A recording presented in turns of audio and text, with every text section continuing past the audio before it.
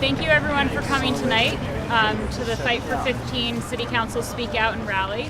I really appreciate it. My name is Annie Woland. I am one of the co-leads, as well as Charles Winkleman, for Fight for 15.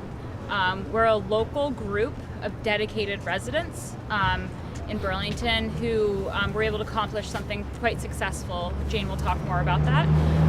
But we were able to get the majority of the support of the City Council to support a resolution for a ballot advisory question to be placed on the ballot asking Burlington residents if they support $15 an hour minimum wage statewide, and if they will contact their state representatives. And our goal in doing this is so that way the legislature can see that Burlington residents do in fact want this. We're the largest city in the state, and we're hoping that this will have a huge impact on their ability to support this legislation this coming session. Woo. All right. Well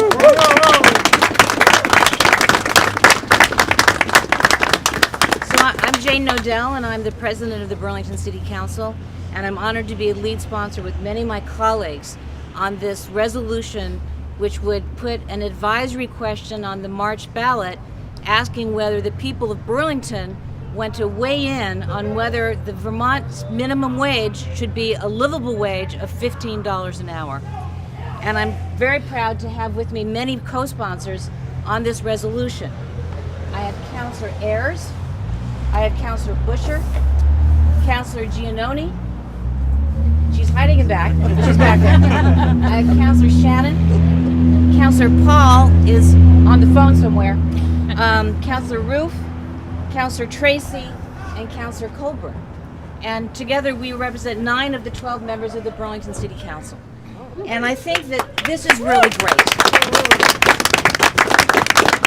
And I think it's reflective of the very broad support and the building consensus that the minimum wage is completely inadequate. Even though the Vermont minimum wage of $10 an hour is significantly higher than the federal minimum wage, which is truly a poverty wage of $7.25 an hour. But the Vermont minimum wage does not come close to meeting the basic needs budget of workers in Vermont and in Burlington. So it's not a fair wage. It covers only about 60% of your basic needs. And the whole idea of a minimum wage is to make sure that someone working 40 hours a week can sustain themselves and their families. And the minimum wage is not doing that. In Burlington, there are 35% of all workers earn less than $15 an hour.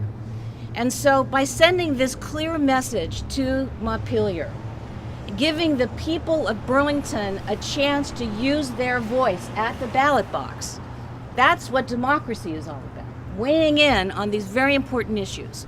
Tonight we're going to create that opportunity. Others are going to speak, but the resident will hear more inside. But it needs also to be said that the low wages, the low minimum wage in Vermont disproportionately affects women and especially people of color. So if we address this, it'll be taking a big step towards closing the racial wage gap that we live with here in Vermont. So this time I'd like to introduce Councilor Ayers, and there'll be opportunities for others to speak out. Thank you very much, Council President Nodell. I'm very heartened to join with 8 of my fellow city councilors across the political spectrum in giving voice to the working families of Vermont and the working families of Burlington by putting this resolution forward and approving it with a sizable majority this evening. About a year and a half ago, Senator Bernie Sanders, as often happens with the state of Vermont, the little state of Vermont is taking the lead in bringing this issue to national attention. It was a central part of his presidential campaign, and in keeping with the spirit of that, and in keeping with the spirit of the fact that Burlington has always supported a livable wage, has always supported the interests of working people over the last couple of decades, this is one more step in the right direction, giving working people a voice, sending a message to our legislature that the concerns of working people need to be heard, that we need to address not only a livable wage, but a minimum wage that is above the livable wage as it's presently defined here in Burlington. And so I'm really heartened again to be joining with all of my fellow 8 of my fellow city councilors tonight in putting this before the legislature and hopefully giving the people of Burlington a voice in moving us towards a statewide minimum wage. Thanks so much.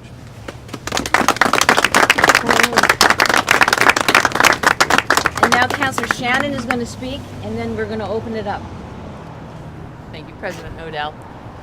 So I just want to remind people that the point of a minimum wage was actually to be a livable wage. Going back to 1938, when FDR first put forward this initiative to create a minimum wage, he actually had stated, "No business which depends for existence on paying less than living wages to its workers has any right to continue in this country." And that remains true today. Workers need to be paid before profits go to Wall Street. And workers need to be paid before profits go to owners. And the dishwasher in the back who's working his 3rd job and trying to support his family needs to be paid a livable wage. And our minimum wage has not kept up with the needs of workers. And a job needs to be, FDR also actually said that the greatest social program is a job. Because if you have a job and you have dignity and you're paid a fair wage and you can take care of your family, so many other social services are not needed.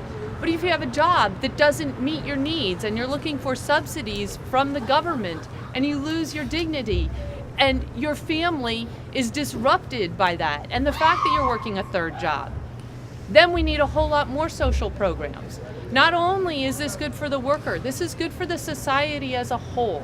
And $15 an hour is where a livable wage is. So I do hope that Burlington and Vermont will support our workers and our society. I think that a lot of us were marching with pink hats this weekend. And the reason is because about half of this country is feeling so desperate that either they don't have a job or their wages are so low that they can't pay for their basic needs anymore. And I think we need to pay attention to that. I don't believe that half of our country is so racist, but half of our country is really hurting. And we need to continue to respond. And this is just one action we can take. Thank you. Hi, I'm Charles Simpson, candidate with the Progressive Party for City Council, and I'm proud to have worked with Fight for 15 to get this movement going.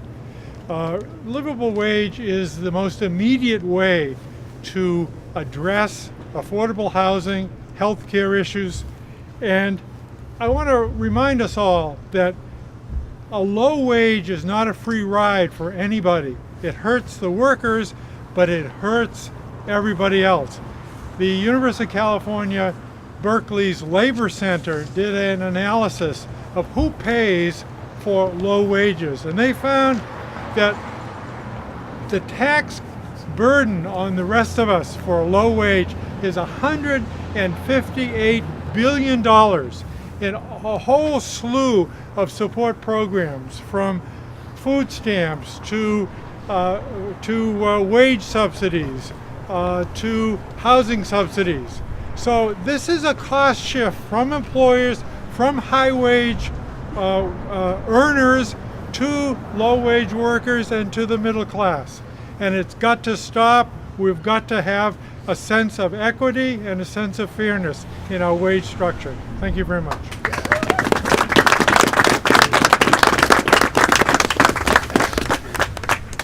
Hi, my name is Charles Winkleman. I'm one of the co-leads for Fight for 15 Burlington. And the way, it really started for me is that as a preschool teacher, I got tired. I got tired of seeing families work 40 hours a week and still not be able to pay their bills or pay their heat. I got tired of having a lot of coworkers who are on food stamps, who cannot pay bills because they are not making $15 an hour. And I just want to talk a little bit more about what Councilor Nordell said. because I think the $15 minimum wage is more than just a worker issue. It is a equity issue and a race and a gender issue. In the state of Vermont, 4 out of 10 women who work full-time do not earn enough to cover their basic living expenses. 17% of women make less than $10.10 an hour. In Vermont, women working full-time make 87 cents to the dollar of their male counterparts. African American women in Vermont make 79 cents of every dollar, and Hispanic women in Vermont make 72 cents for every dollar of the white male counterpart.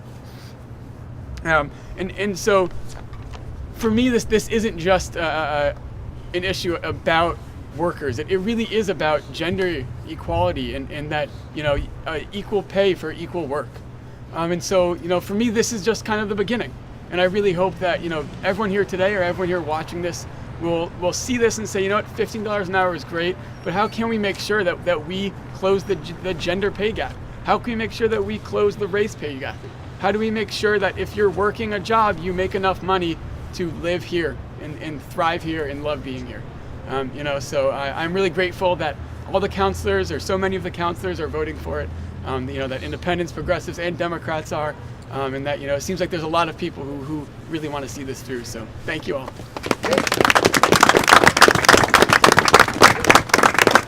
So again, I wanted to thank everyone for coming.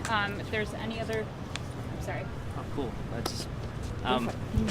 My name is Isaac Grimm. I'm the lead organizer with Rights and Democracy, and just wanted to, on behalf of the Raise the Wage Coalition, which is a coalition of over 26 organizations statewide, from racial justice groups like Justice for All and Black Lives Matter, to the Vermont Disability Rights Coalition, to the Affordable Housing Coalition, to Vermont Interfaith Action, and a number of other organizations, really understand that this is an issue that crosses all lines that have been so eloquently spoken of here. And I just wanted to really applaud the local organizing done by Annie and the Fight for 15 coalition here in Burlington in lifting up this issue, where it's especially hard for folks to get by with the cost of rent, the cost of healthcare going up every year, and the cost of wages have not at all kept pace with this. So this is a really solid and important way that we need to move forward with making life more livable in Vermont and making sure that the over 60,000 people in our state who are living below the federal poverty wage can actually move towards a livable wage, and make sure that we can deal with these old forms of structural oppression that keep persisting to this day by race, by class, and by gender. And together we can do this, and this is a crucial moment for us to make that statement loud and clear to Montpelier that the people support this. Do the people support this?